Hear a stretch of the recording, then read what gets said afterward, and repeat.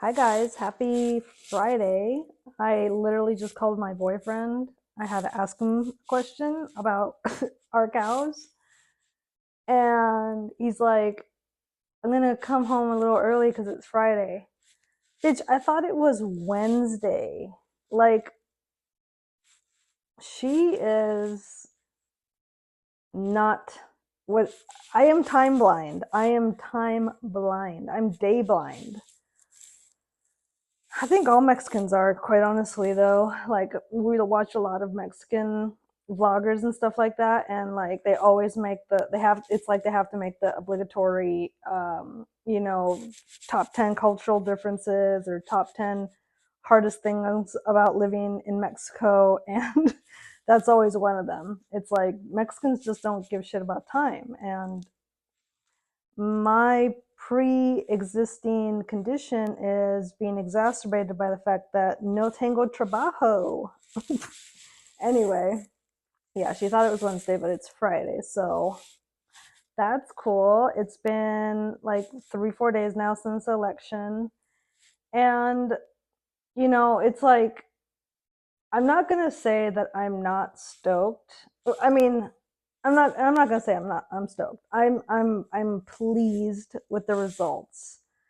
I don't think I really was never worried about it. I was not worried about it because the caricature that is Kamala Harris is just, and really the entire Democratic Party at this point. Like, when you've seen past the two-party system and you understand it's the same damn thing, and that it's not that politicians aren't real people, but that they don't have real power because they are beholden to corporate, CEOs and stuff like that, industries at large. It's just, but I don't know. It's just, long story short, I have been enjoying seeing liberals, Democrats melting down. And, I really, am not sick enough, but like I'm awake enough, not woke, awake enough to be like, man, God, like what would the freakouts be of the Republicans if they had lost? But that's too not existential per se, but it's too hypothetical because one, it just was not going to happen. That bitch was not going to win, like absolutely not. um but it's, yeah, like I have been thinking, like, why is it so fun to see liberals freaking out? Like, why is it so satisfying? And luckily, I think it just kind of um proves that they're not okay people. Like, they're not okay people. They're very not tolerant people. um Republicans are much more tolerant. The cows are on the move. The cows are literally stampeding. Oh, they're going towards the apple trees, which don't have any more apples. But it's so weird to see like a 1,000-pound animal running across your front yard. Anyway, yeah, it's been so much fun watching that. And sadly, there weren't that many. There really weren't that many. But it's been fun, and I don't know. It's kind of like the only consolation prize, because ultimately, like, I think a lot of people, who again see past the two-party facade of American politics, it's just like, okay, like the hard work, the hard times are going to start, right? They're going to start. It's gonna be bad. Hold on. Sorry. This Amazon driver. I was like, I did order some rugs, but I didn't order them through Amazon. I bought them through an actual website, lahome.com. I love their rugs, but it's like, I always buy 3 at a time, because if you buy 3, you get like 25-30% off your order. I don't know. It's a good amount. So I always buy 3. And it's like one always comes via like UPS or FedEx or whatever, but then one or two, but then the last one or the last two always come via Amazon. It's just like, the fuck? I didn't order off Amazon. Speaking of Amazon, one thing that has brought me immense joy that I'm ashamed to say, but not at the same time, because it's just so wonderful.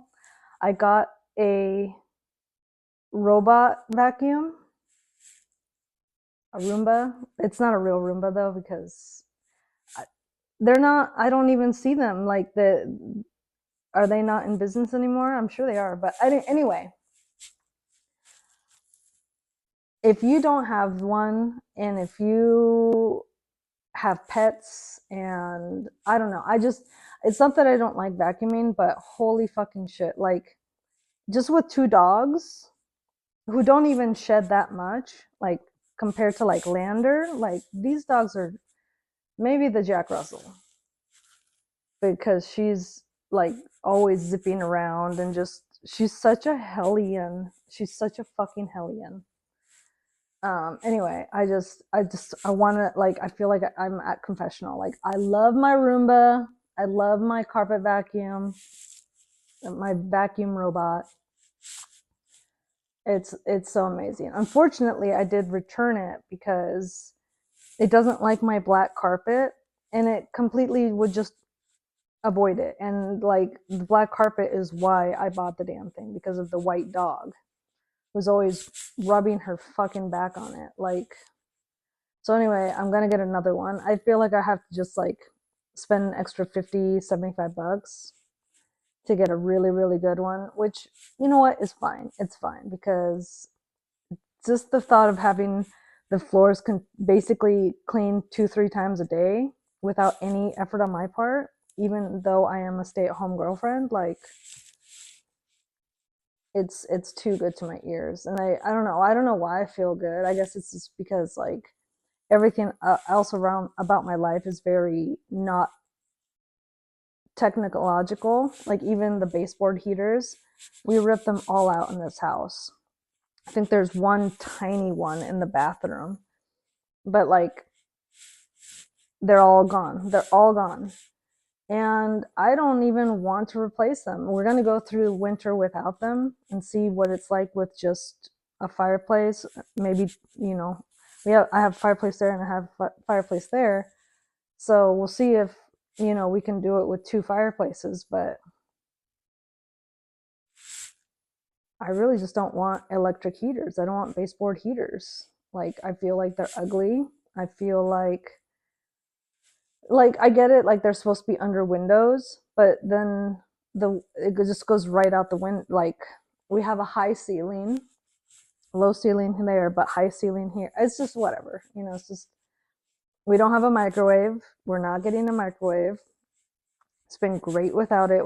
It's like, yeah, sure, it takes a little bit of extra time, but just throw whatever it is you want reheated on a cast iron, put it on low, and it's done in like 10, 15 minutes, which, yeah, sure, that might be 10, 15 times the amount of time it would take to warm up something else via microwave. It's just not worth it. But I don't know, here we are. It's like mid-November now, and oh yeah, I did apply for a job. I did actually write a cover letter for it, a very nice cover letter, full page, which may or may not be too long. I don't know, but it's very nice. It's very mindful, and it's very sincere. And I just feel like I deserve a call back. If I don't get one, I'm going to be very, very annoyed. Because I don't know, I just feel like you don't know what you're meant for unless you try. And, while on one hand, I'm like an incredible worker, I'm very well rounded. I was thinking about it the other day. It's like there's two types of workers in the world, or three, really. It's like you have your positive people, like, positive attitude people. You have your personality people who are just like so fun, and then you have your hard workers. And I feel like oftentimes it's like you're one of those, not, sometimes maybe two, but like I'm all three. Very nice to work with, very pleasant, very hardworking, very positive. That ENFP unconscious, like it's amazing to work with. And then with, I just feel like I love extroverts, in theory, um, but they're a lot to work with, like especially in um, most scenarios, because in most scenarios like you're kind of cramped with a bunch of people. And I guess that's one thing I also want to talk about. It's like I don't want to work because bitches are cunts and cunts are bitches, and I just don't feel like I should have to be around that. Like I don't, there's the like I worked with girls younger than me, women older than me, and the number that were willing to start crying, fake crying, to make me look bad, to make me look like the aggressor, to make me look like the out of control one, was shocking. Like literally shocking. I couldn't believe it. And then the younger ones, they have these new terms with the microaggressions, like I feel like you're being microaggressive or whatever. Like it's just like, what the fuck are you talking about? Like it's like shit like that is like trying to box with a ghost. Like there's no way you're going to make contact, and they are terrifying because you don't know what their power is. And it's like, even though it's not seeable, it's not visible, it's like it's still real, because ghosts are terrifying. It's just, and then older ladies, like they are so good at manipulating management, because they're older ladies and they fucking know what to say, how to say it. I don't want to work in that scenario. And then men, like I don't want to work with men because there's so many reasons. Horn dogs. They're horn dogs. Like they're horn dogs.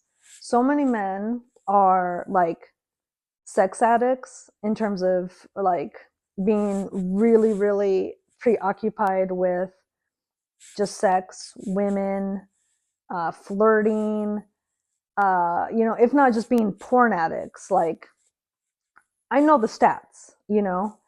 And then, you know, because of the aforementioned sex, women, their level of just grossness and just like, right, like most women are Democrats. Like, so guys, it's like when they meet somebody, a woman who is not Democratic and really not Republican either, just really like level headed, as the kids say, based, like it's like, I don't mean to toot my own fucking horn right now. I really don't.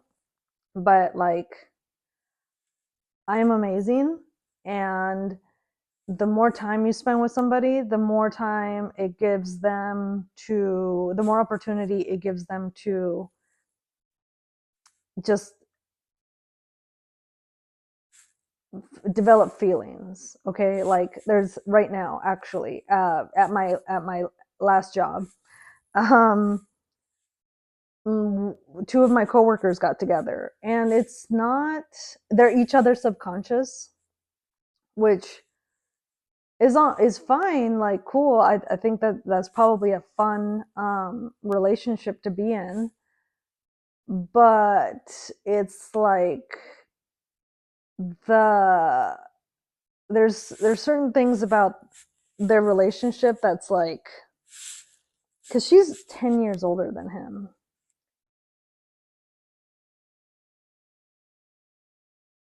She's only 33, like, or 34 maybe. Like it's not, I just don't think, it could be even reversed. He could be 34 and she could be 24. It's like it doesn't even make sense opposite. It makes twice as little sense the woman being older. Like, I don't know. And it's just weird. And I know that the only reason it happened is because they work together. They work together. They spend a lot of time together. They spend 10 hours a day in a little like 8x8 booth with nothing other than each other. So I don't know. And I feel like most workplaces are like women heavy or man heavy. There's a few, like there's, like office jobs. Yeah, sure, you have men and women working together, but it's mostly women. Labor intensive jobs, you have some women there, but it's mostly men. And it's not that I want 50-50. It's not that I want all men. It's not that I want all women. It's just I just don't. As I just explained, I think like I don't want to work with either one. I am a one-on-one person. And anyway, that's the job that I applied to and made the cover letter for, excuse me, is I would be working one-on-one with people, helping them out, because ultimately that is what I'm here on earth to do. I'm here to help people one-on-one. I'm not a group person. I'm not a majority person. I'm not a team person. I can be, but I just, at the end of the day, when you have a group of people, there's going to be power plays, and she just doesn't do it. She does not do the power plays. She doesn't, she's not a politician. She's not going to ever like work to be the one in charge. It's like you either follow me into war or you don't. You follow that fuck.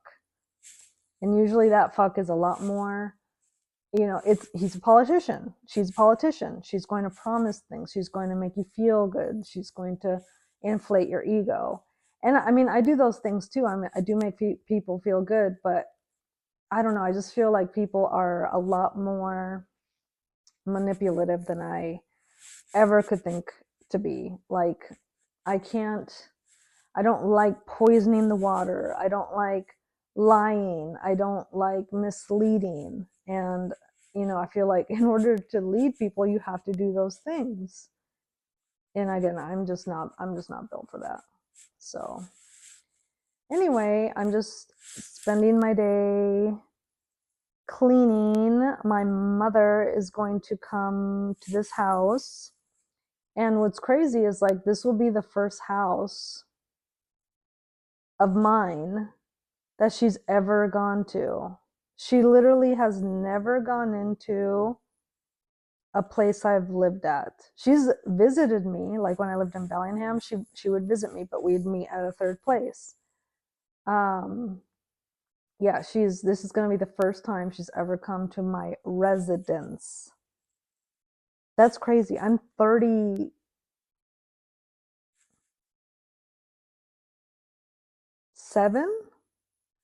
or is it 8?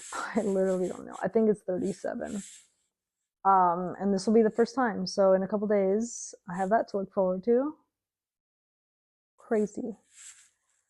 Oh man, but we do have to move our stuff. We did not move our stuff from our where we officially live. Although we've lived here for like 3 weeks straight now, maybe longer. I don't know. I don't know. I'm just really not being proactive. Like, I should go get my stuff and move during the day, but I don't know. I want to do it with my boyfriend's truck. I don't want to do it with my tiny car and move 3 boxes at a time. I don't know.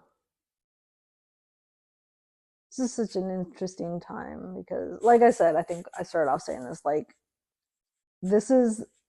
it's not the calm before the storm, because obviously you have 50% of people, or 55-60% of people who are very happy at what has transpired in this country, and you have,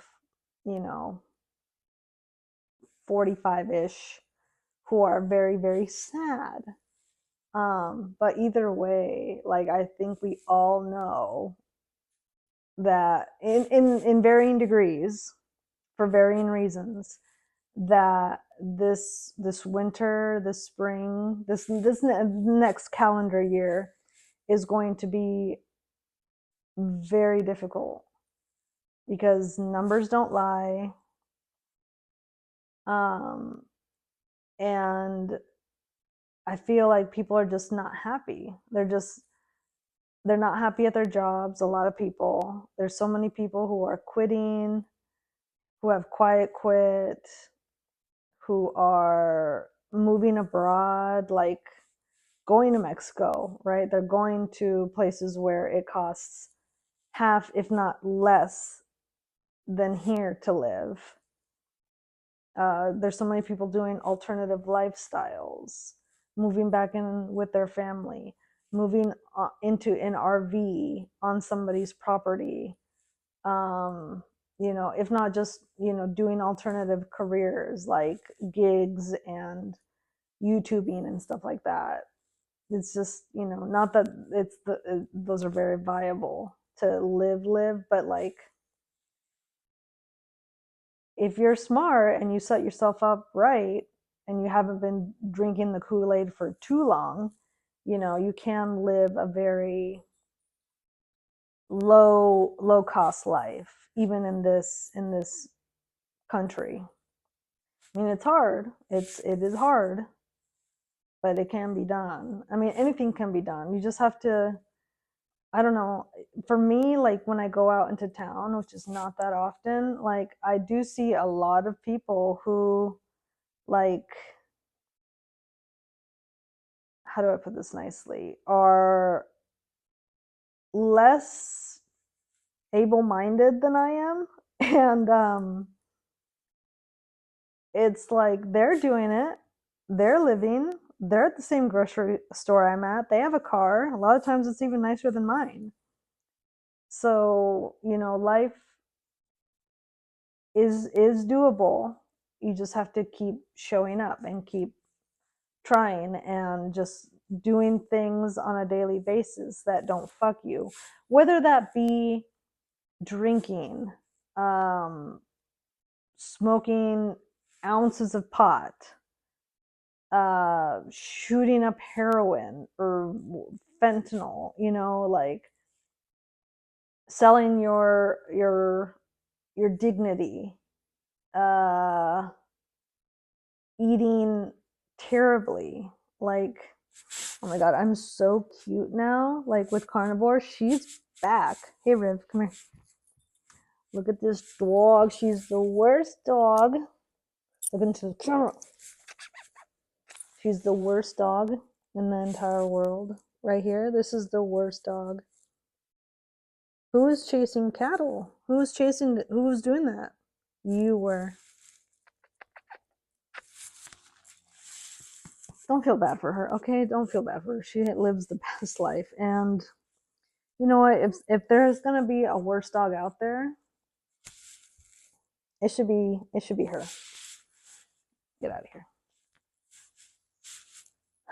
I don't know, because she's extraordinary. Um, yeah, I don't know. I'm done buying rugs. I feel like that has been my vice, if not personality, for like a month. I just love rugs. I'm still nesting because that's my God-given right as a woman. Like, I can nest. And I'm gonna keep trying to get a job, but I'm gonna be very, I think, aware of what opportunities I allow to take me. So like work from home, I would love to work from home. Like do something part-time on the computer, 3, 4, 5 hours a day. Like I would love that. Because getting in a car, waking up at 5 a.m. I live kind of in the middle of nowhere. Like the nearest towns, they're all about roughly 15 minutes away. There's 3 towns all around me. They're all 15 minutes away. I cannot wake up at 5 a.m. Like you see these dark circles, they're hereditary. Okay, bitch, I don't need anybody saying, hey, you look sick. Who asked you, bitch? Like, and why would you say that? Like, it's so rude. I cannot believe some of the comments people leave. um yeah, like, these are hereditary, but if I was to wake up at 5 a.m., 6 a.m., they would be so much worse. They would be so much worse.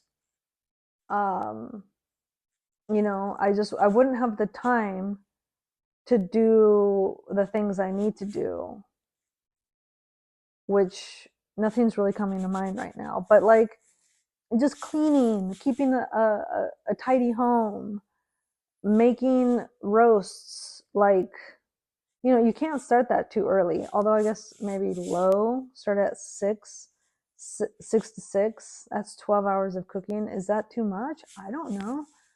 I'm just making excuses, but at the same time, I'm not, because it's just, these are real things, and I know what it's like to work, and I know now what it's like to not work, and it's just too. It makes too much sense for me to be here.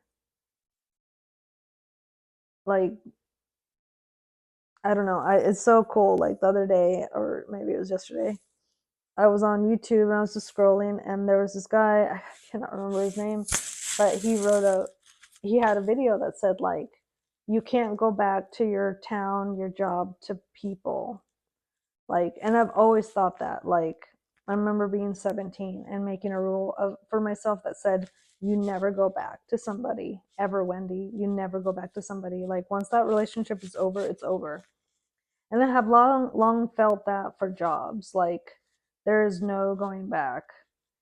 And I don't know, like, the guy was saying, like, people, places, jobs, like, they don't change a lot of the times.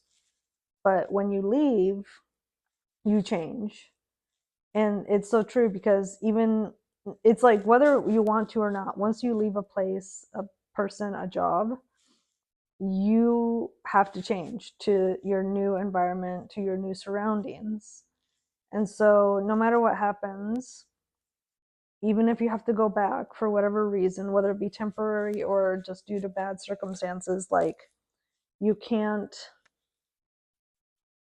it's not going to work, because 9 times out of 10, if not 10 times out of 10, people just don't fucking change. And I don't know what does what, if it's like, if you have to move to change, you must have to. Like, you must have to. It must. I think you can change if you stay in the same place, but it's a lot harder. It's a lot slower. But I don't know. It's kind of weird. Like, there's some people that I feel like they're kind of like damned to a life of just stagnancy, where nothing really changes for them. Because if you want to stay in the same place, the changes you have to make to change, you know, instead of moving, are going to be difficult. They're going to be things like divorcing. They're going to be things like changing your job. They're going to be hanging out with new people. They're going to be doing like like really intensive drugs, like mind altering drugs, like psychedelic drugs. And those things are hard. Those things are scary, because there's nothing but unknown enveloping them, and what comes after you decide to adopt those new things. So I don't know. I just I'm just going to keep minding my own business. I'm going to keep trying to, do things that should help me, but I'm not going to take disrespect. And I haven't, I guess, I was going to say anymore. I guess I really haven't in a while, for a while. Like, that last job, I did it until it was not cool anymore. I did it until it was physically affecting my mental health, my sleep health, like, I really tried. And it's unfortunate that I don't work there anymore, but it just is what it is. And I think I've accepted it more than like my last job has. Like, they are still not okay. I said that in my last video, or second to last video, I'm not sure, but they are still not okay without me. It's been um let's see, 3 11 10 9 8, it's been 8 months since I left, and they're still looking for people to replace me. Like, I'm on Indeed basically every day, and yesterday I saw the ad for my position. It's been 8 fucking months, over 8 months since I left, and they still have not replaced me. But me, I'm doing fucking great. I'm living my best fucking life. So fucking happy. Um, I'm so unbothered. Like, I'm so unbothered because, again, I set myself up for this long before I even started working there. But in the entire time I was working there, squirrel away your fucking money. Do not spend money on anything. You don't have to. Craigslist free. There's other ones. I don't use them because for me, Craigslist is more than enough. But there's so many avenues where you can get free stuff. Estate sales, garage sales, I would say thrift stores, but I don't even do thrift stores because I feel like they're too expensive. At least the corporate ones, anyway. Yeah, the corporate ones are trash. Like, how dare you fucking charge that much for shit people give you for free? Fuck you. But like, little, just and just in general, like, minimizing your life. Like, we might not be as rich as our parents were, but we don't need to have the same amount of shit that they fucking do. Like, it's really nice being, I think, a youth right now, or a not old person right now, because you can choose to have nice things, but not keep up with the Jones either. Like, there's this really nice middle point right now where everyone can have a really nice, luxurious life, but it's not, but it's authentic. Like, it's authentic to you, it's authentic to your tastes, it's authentic to your sensibilities. I don't know. I ultimately, I am very happy with life right now. I know, like I just said, like, I know that it's going to get real soon, because I mean, they're just saying, like it inflation, like, she's coming back. That psycho bitch is going to start knocking at all our doors, like, a lot worse than she did last time. I mean, I don't know. I feel like she's been knocking this whole time, because eggs are still like $6 a dozen, which is crazy, unless you get like the really shitty ones. But even those, right? They used to be like 89 cents a dozen. Now their eggs are like $3, which, I don't know. Ultimately, like, I do feel like we need to spend money on food, good money on food, because good food takes good money to make, deserves good money to purchase. Like, there's no more, like, because of RFK and even Donald Trump, like, and just other things, other people, like qualified food scientists, dietitians, and stuff like that. Like, you we all know, like, you can't eat seed oils, you can't eat dyes, you can't eat all this artificial stuff. Like, you can't do that anymore. You can't do that anymore. You can't. We cannot live on carbs anymore. We can't.